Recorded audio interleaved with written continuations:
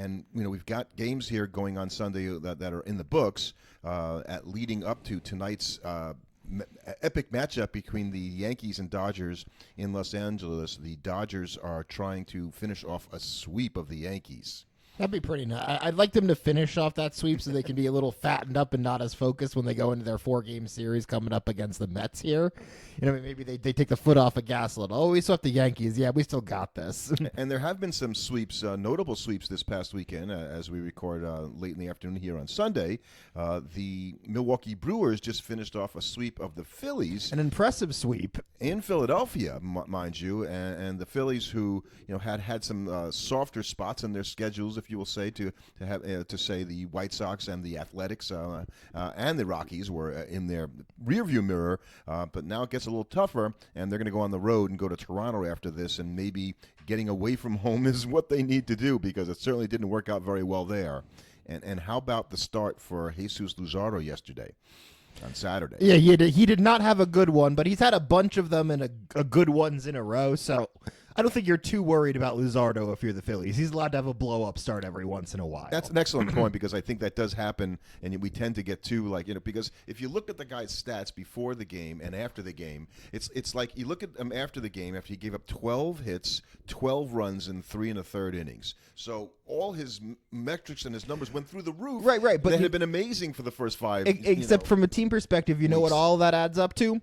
Just a single loss in the column. So one really, if he's going to be bad, have him get it all out in one start. Cool. Okay, he was terrible in that one start, and if he throws 5 amazing starts for every good one, a terrible one like that, I still think you take it as the Phillies. He leads the major leagues in most starts, but the start before this one, Luzardo, was against the Athletics, and he didn't have a particularly good one there, although they ended up winning the game. But he gave up 9 hits, so you might start saying, okay, that's 2 in a row where they're hitting. I think if what's going on? I think it's 3 in a row would be where I would get concerned, being like, okay, well, something has obviously changed because he went from unhittable to suddenly eminently hittable. Right.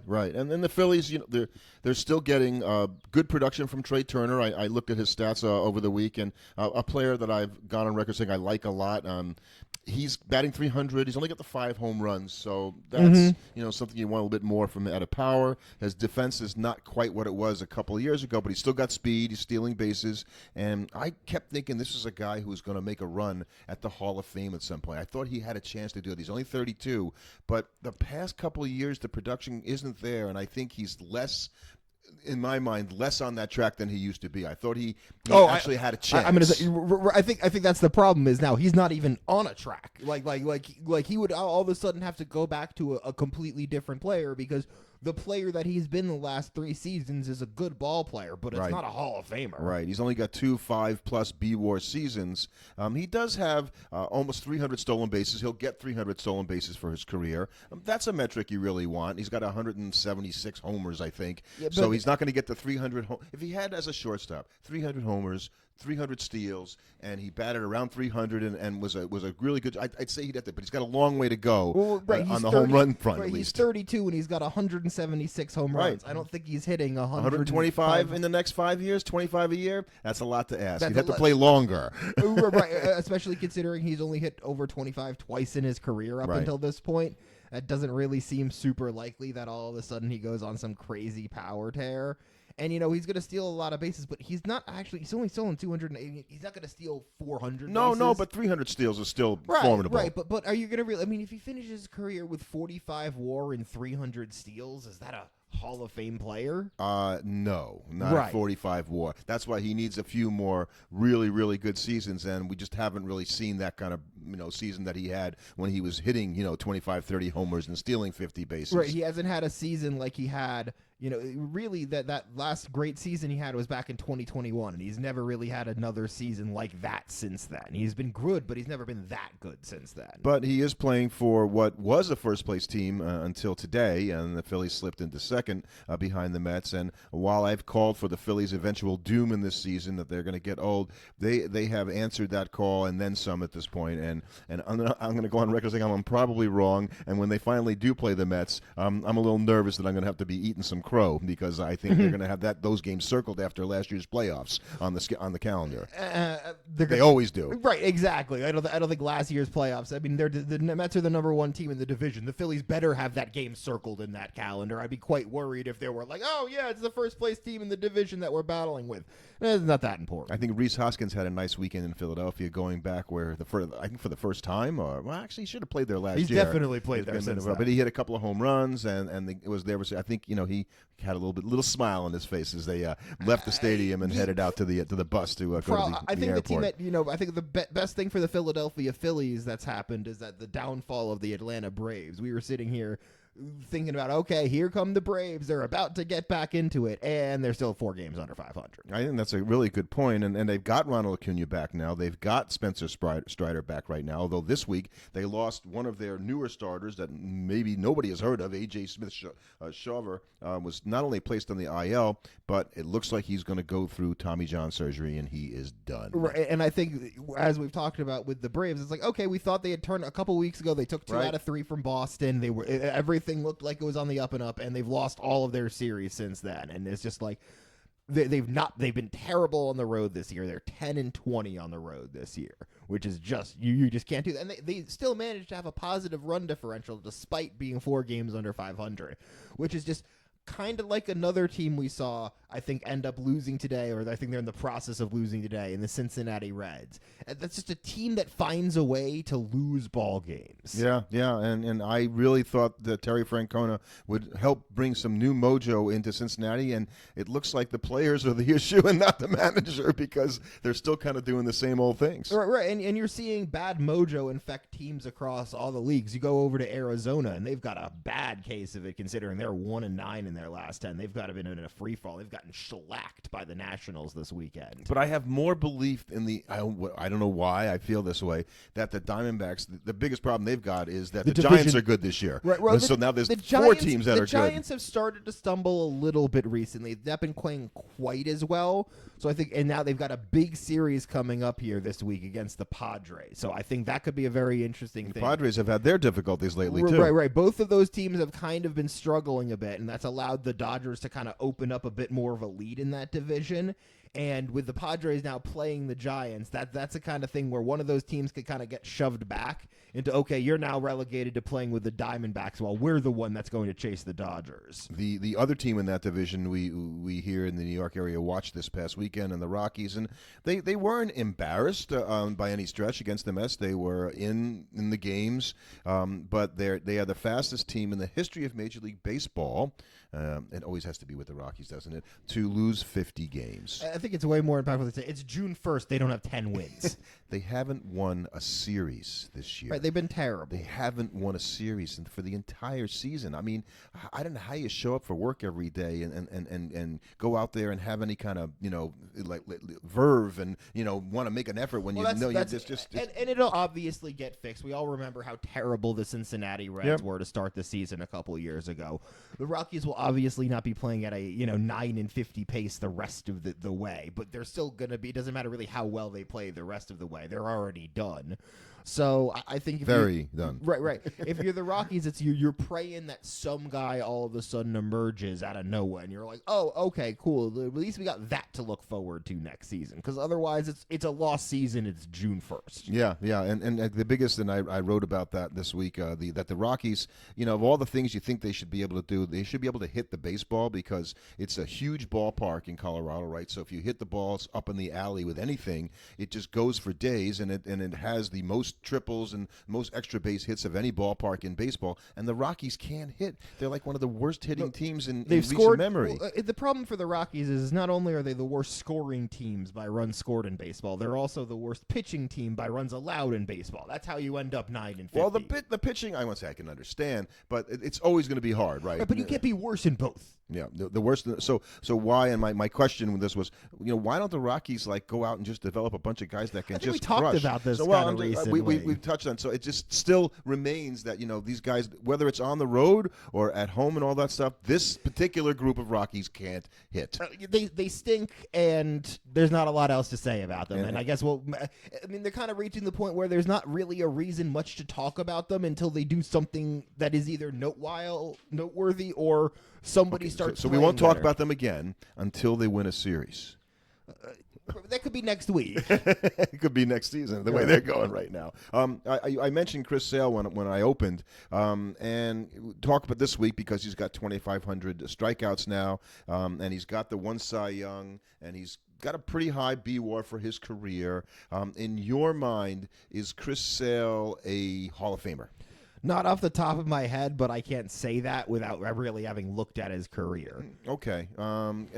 Does it feel like, without looking at it, before you go look, and I'm sure you will, you're going to look right now, because to me, it's funny, so sometimes I see guys play, and I think, that guy just didn't strike me like when Omar Vizquel played. Mm-hmm. He didn't strike me as a Hall of Famer watching him play, despite the fact that he's got 2,700 hits and 2,800 hits and great defensive shortstop and all that. And the same thing with Chris Sale in the other direction.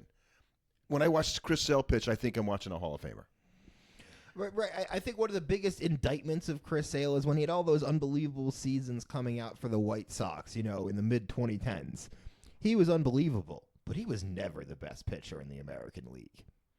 Wow. Well, who are you going to put up? Verlander? Scherzer was there. There were a lot of guys that were just doing it more and better than him in that time period. So what I think about Sale is that not only is he a Hall of Famer, he might be a first ballot Hall of Famer. Mm-hmm. I mean, he's going away from a lot of the traditional things you love out of a starting pitcher. He never won 20 games in a season, and he was pitching. He's been around. Oh, we gave that up years ago. You give that up in 2010, 2011? I don't think so. I mean, he's a guy that's got great. He's only led the league in strikeouts 3 times, actually, for a guy that's so lauded as a strikeout pitcher. Well, because what I think he does have is the highest strikeouts per 9 innings of anybody out there. That's, right. I think, his claim to fame. He's 11.1 for his career in strikeouts per 9, which is really good. And yes, he didn't win the Cy Young all these years, but he was basically finishing the top 5 for like 5 or 6 consecutive seasons, which not a lot of people can do. And he was an all-star in all of those seasons. So I think that there's an argument to be made. I think the best thing for him is that he's going to retire after this kind of current set of pitchers. The worst thing for him could be he retires the same season as Kershaw. Yeah, no, I think he'll be around a little longer than Kershaw. I'm just saying that would be the worst thing for him because Kershaw's on the same ballot as Chris Sale. There's no way I can say they're both because Kershaw's so just obviously better. We're gonna talk about later in the podcast about 2,500 hit levels instead of 3,000 hit levels, and I think the same thing in some respects goes for strikeout pitchers, right? If you've got 2,500 strikeouts, well, he doesn't have 3,000. If he had 3,000, he'd probably be a shoo-in. We almost make that level and say that's there. And I think it's less about the specific number and more likely that the difference is that just that's the delta in the career. That the guys that got that, if you got to the 3,000 hits, there's not a lot of guys that got to 3,000 hits and just got to 3,000 hits. You know what I mean? Meaning that they did other things. Right. Usually, of course. Right. That's, I think, the biggest difference. And it's the same thing if you've got 2,500 strikeouts or 3,000 strikeouts. You had to do other things, right? Because they wouldn't let you stay out there that long to strike all those guys. And in this era of pitchers not pitching as many innings, then I think reframing the idea that 3,000 strikeouts might not be the level because how are you going to do that? It might just simply not be attainable. Right. You may not be pitching enough innings to do that. And maybe that'll be Chris Sale's best thing is that his new strikeout per 9 ratio is what everybody looks at and gets him in there, and everybody kind of uses that as the new metric because, well, if it was good enough for Sale, it's good enough for the rest of us. Mm-hmm. Mm-hmm. So we did get the return of what will be a future Hall of Famer finally, and Mike Trout came back to the Angels this week, and he looks pretty good so far, at least with the bat. And so the Angels don't look quite as good as they have gone back and sort of fallen down, not maybe as much as the Athletics have, but their whole season was really one that it wasn't just Trout coming back. They were going to have other things happen for them, particularly on the pitching side. Well, they were really putting a lot of hope in a guy like Joe Adele suddenly coming back and being something like unbelievable for them, and that really wasn't something that you could reasonably expect to for sure happen. So I think once that kind of petered out for them, and you're looking at their team and you're going, okay, we've gotten a pretty good season out of Taylor Ward, we've gotten a pretty good season out of Logan O'Hoppe, and then nobody else has really done anything for us with the bat. You know, the fact that Mike Trout is tied for third on the team with home runs with all of the games, same Zach Neto, who both missed a ton of games, kind of tells you how nobody on that team is really hitting. Yoan Moncada has not been great for them. Kyron Paris had that unbelievable start and then vanished. Is it Juan Moncada, but it looks like Yoan? I think Juan, it might be Juan. You're right. I think that's how they do it. And for a few days this week, the Astros slid into first place in the AL West, but then just over the past day or so, the Mariners crept back ahead of them. And if you're buying on the AL West in terms of who's going to be there at the end, are you buying on the Mariners or right now we're on the Astros just as they're the I want to buy teams? on the Mariners, but the longer the Astros lurk around, the more I worry for the Mariners, because so far they've always been a team that kind of blows it. And with the Astros now the Athletics only now kind of starting to bottom out. That division's likely to be tough enough where it's going to be hard unless the Mariners have a really prolonged streak of good play, which is going to be hard without their pitchers, to open up a big enough lead where they can kind of just put away the Astros. And then I'm still watching the Rangers, and what I watched when I looked at their records today is they are awful away from Arlington or wherever the heck they play their games at Globe Life Field in outside Dallas, and I think they're like 9-18, and they might have won today on the road. And it's you better play better on the road. Well, yeah, of course you got to play better on the road, but they're within a few games of 500 and just can't seem to find the accelerator switch to get them to get going. The problem is it's been like that since they won the World Series, so it's starting to get to the point where it's like, okay, I don't think they're going to find the accelerator switch. At a certain point, you can only be like, I expect them to turn it on for so long. Yeah, right. And so you're getting a year from Cal Raleigh in Seattle at catcher that is bordering on possibly being a historic year for a catcher if he somehow maintains his rate of home runs, which is over 20 now. And he's tied for the league with 22 homers. And you just you thought they'd be even further ahead because the Astros have kind of bumped along and all that, but the Mariners also, like you can't really completely clear out and get out of the way. They should be 5 or 10 games up. Well, right. I think that's with the injuries to the pitchers that has kind of hurt them, that they're not quite good enough without the pitchers. The offense struggles enough even with the historic season from Raleigh right now, or the historically paced season, that they can't separate enough like a team like the Tigers, who are just good. They look like they're going to be able to just maintain this. Yeah, I think you're right. I have absolutely. They're better than I thought. There have been a lot of people thought. By the way, there's no reason to look at that team short of multiple injuries. Now, obviously, like if Skubal gets hurt, they're still going to be. The thing is, Skubal gets hurt, they might still win the division. They're just not a World Series threat anymore. Yeah. That's the difference. And they're hitting beyond the pitching, and they're Jackson Jobe went on the IL, so that hurts them a little bit. But they've gotten a great year at Casey Mize, throwing the ball, and Flaherty obviously has done well for them. So and Skubal pitched a nice game, the old proverbial nice game. Yeah. Well, he didn't. I don't think he gave up. He gave up one run yesterday. And Michael Wacha didn't give up any for the Royals, and the Royals won a 1-0 game against the Tigers. And that's an old school, old fashioned baseball game when two good pitchers. That's how the Royals kind of have to win ball games right now. They're they're kind of down there with the Rockies as a terrible, terrible offense right now. That's a team I expect to be active at the trade deadline. Great point. Looking for bats. Great They're going to point. have to bring in. They might have to make 2 deals. Well, and I think we all like to talk about Vinny Pasquantino because it's fun to say his name. Right. But at a certain point, that experiment, you need to be like, okay, Vinny, it doesn't matter how fun your name is. I need you to be good. Find your bat, Vinny. Find your bat, because at this point, it doesn't look like you know where it is. And how about just flipping back to the AL East? I want to talk about the Jays. Vlad Guerrero Jr., since he signed the contract, has been very good, and I'm really happy that he did that. That obviously didn't go playing for the contract. No, he's just a really good player, and he deserves, getting that kind of a contract. And thank goodness that Toronto finally had the good sense to actually pay him. Mm-hmm. And the Blue Jays, probably best chance is the fact that the Red Sox haven't gotten it together yet.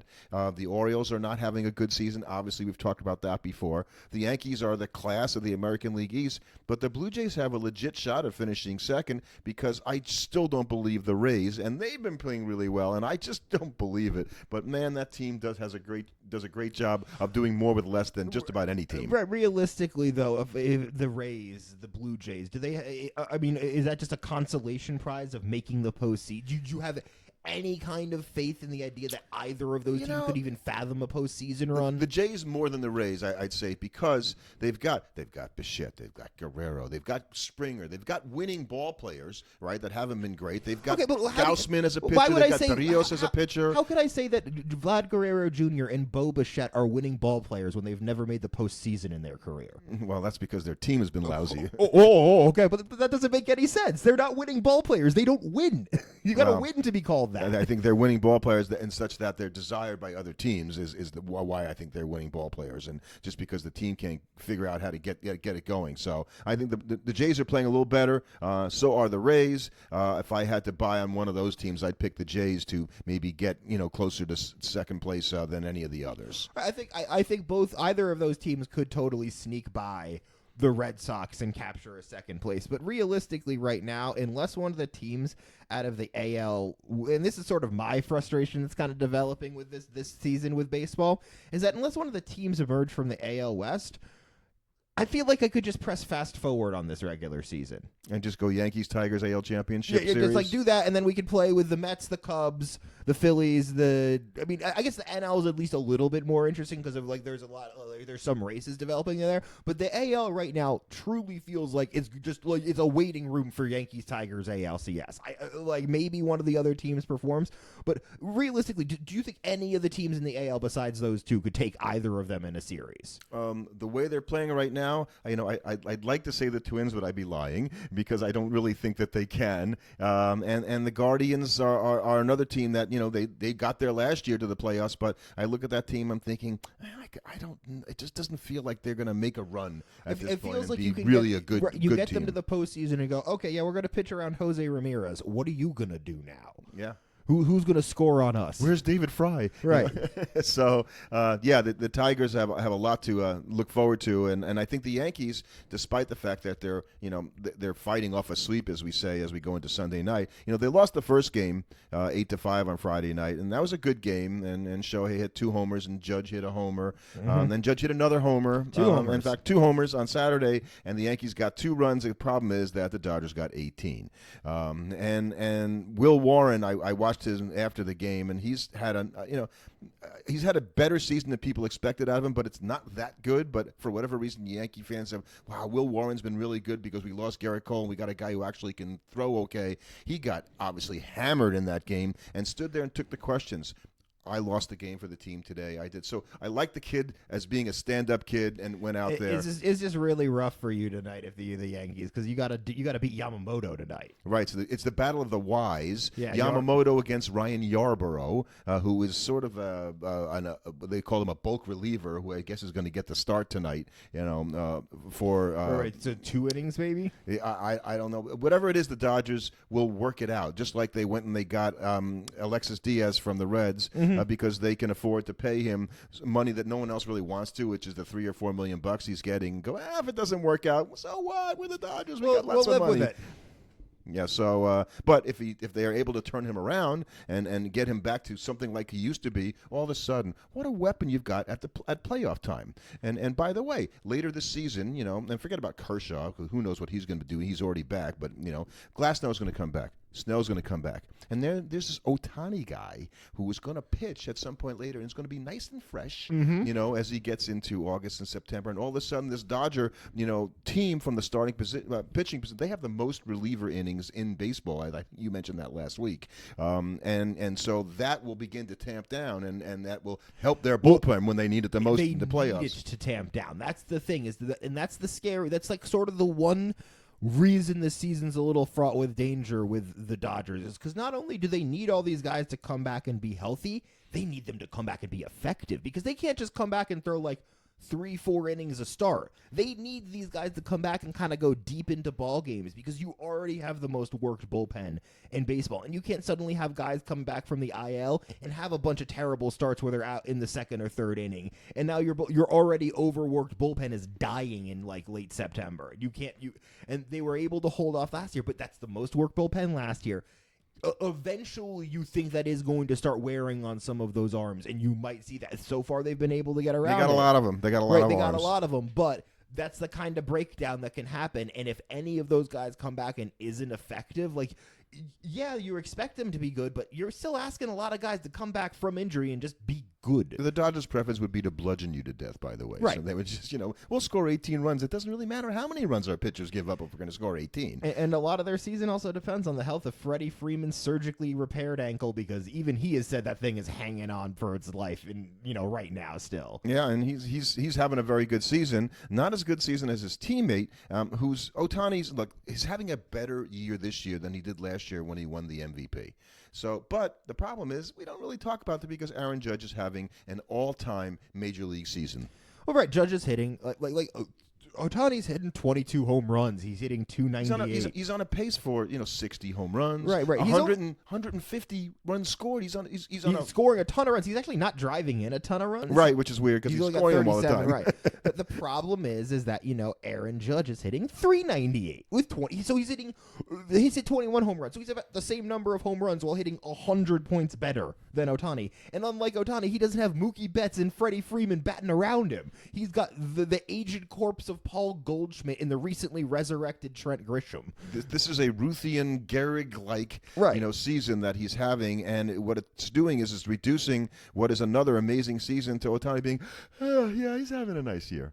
Right. Well, it's also the kind of thing where it's going to be really interesting because Cal Raleigh is putting up such a season in Seattle where if that team wins the division, could you argue he's technically the MVP? Because there's no way the Seattle Mariners are as not good. if the Yankees do. Right, exactly. It's so interesting. It's like the Yankees win their division. Judge is the MVP. Judge is the MVP because we lost Garrett Cole. He's got no protection in the lineup, like you just said. I'd also like to say that he's also the MVP because he's hitting 400. Oh, that and he's got a casual OPS of 1268. Yeah, well, and he's not going to hit 400. Look, it's I'm going to say it's impossible, but it's impossible. His on base is almost 500. It's 490. That's the thing is he's knowing what not to swing at, and so he'll at a certain point he'll get walked even more. Which will make it even harder. If you're going to hit 400, I don't know if I said this on another podcast. You talked about you this. better hit like 420. That's not necessarily true. Into September, yes. And then you can come off of that. But if you're thinking I'm hitting 395 with 2 weeks to go. No way, man. That's just too much pressure to have to go. I got to go 2 for 5 in every game or better in order to just get it closer to 400. That won't take me over. Yeah, it's going to be. I don't think anybody's hitting 400 anytime soon. No, I think it's just too hard with the way that today's pitchers. So before we get to today's topic, and we'll do a quick run on that, I noticed today that a guy that I like to read, David Harris, wrote about the fact that no active players has 400 home runs. Okay. That's interesting. Mike Trout leads with 387. So he went on to say that 4 of the top 20 home run hitters making to 400 count Trout, Goldschmidt, Freeman, Machado, Arenado, Harper, Judge, Schwarber, Suarez, Betts, Olson, Jose Ramirez, Francisco Lindor, and Ohtani as yeses. That he's thinking these guys are all going to get to 400.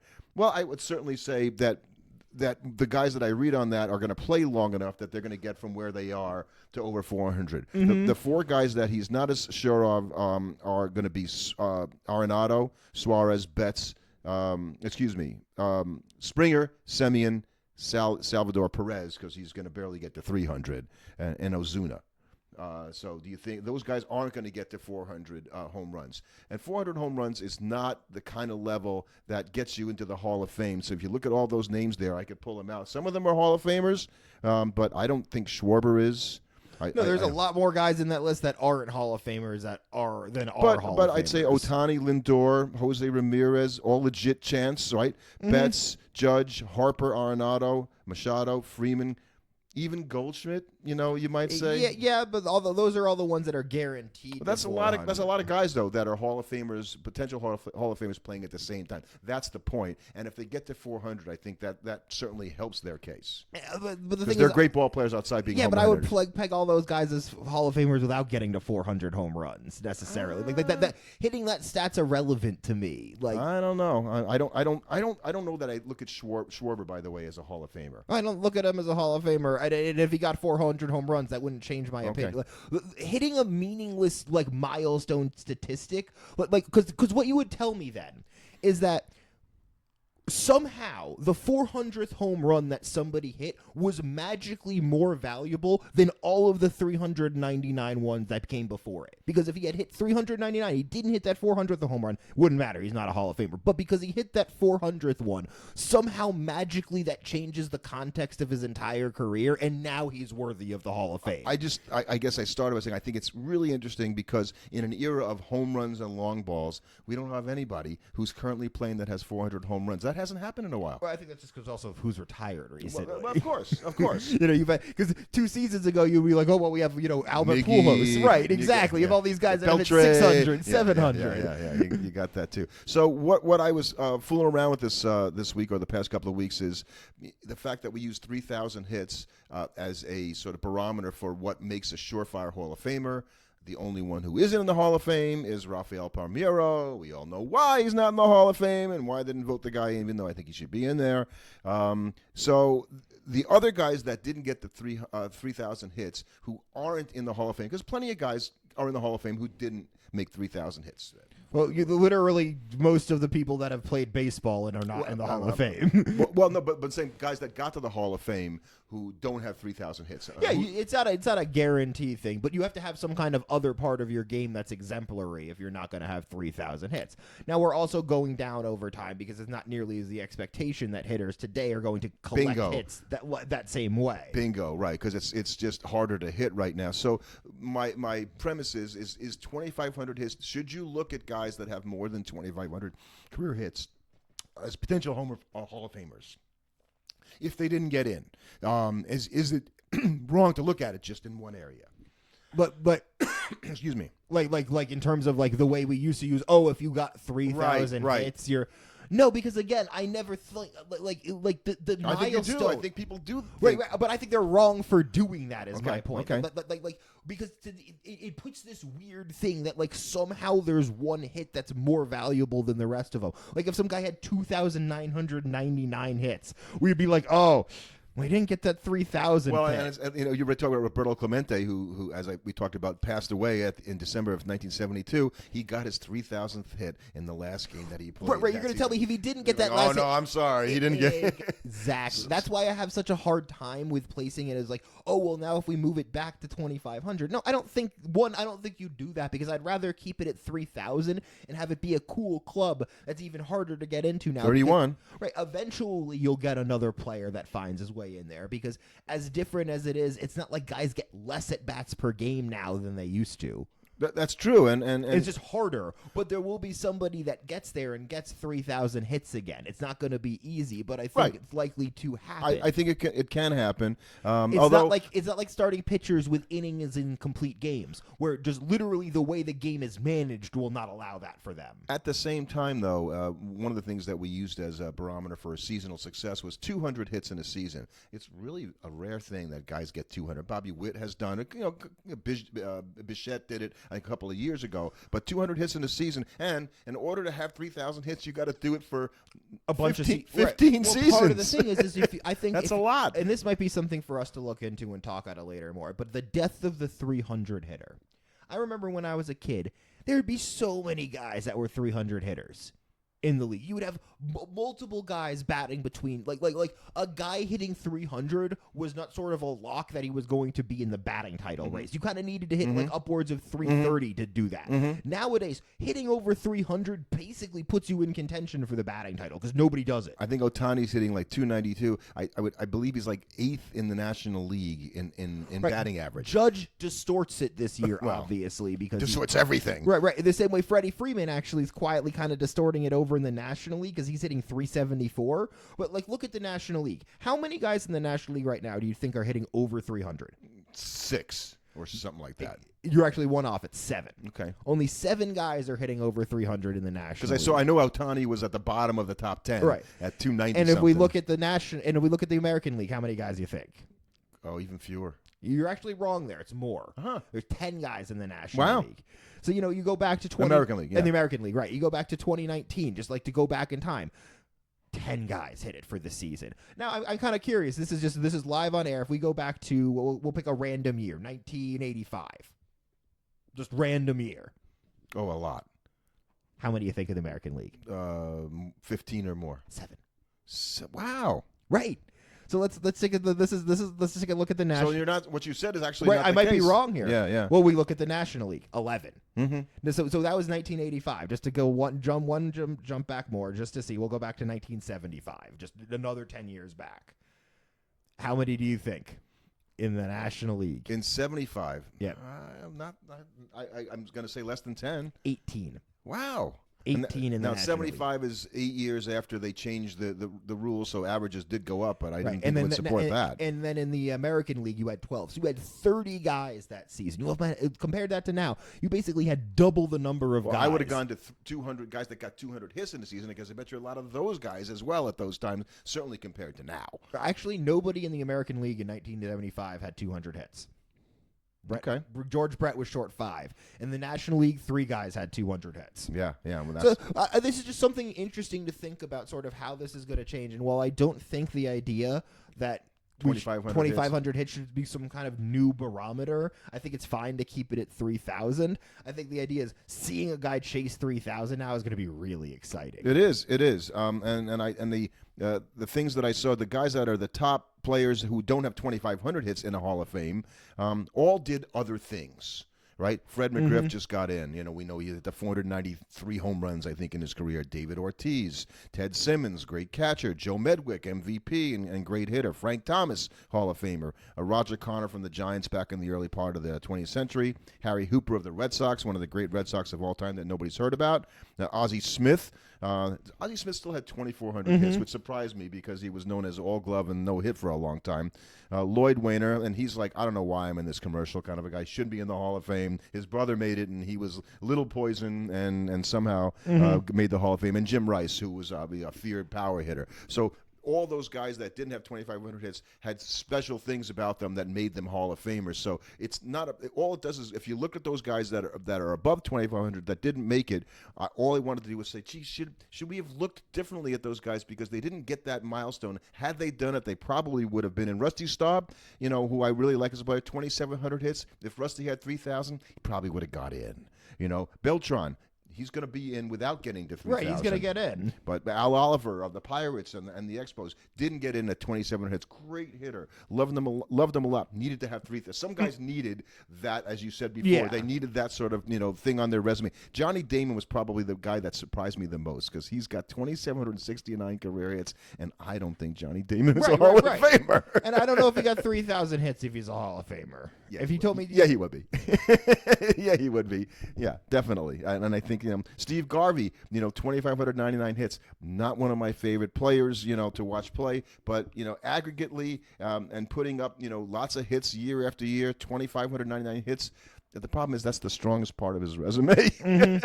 So he's not in the Hall of Fame and probably, doesn't belong there. So anyway, it's just interesting to think about that, because, as you said, we're going to have all these guys that are probably going to have a harder time getting to 3,000 hits now. So we'll start to look at 2,500 hits differently.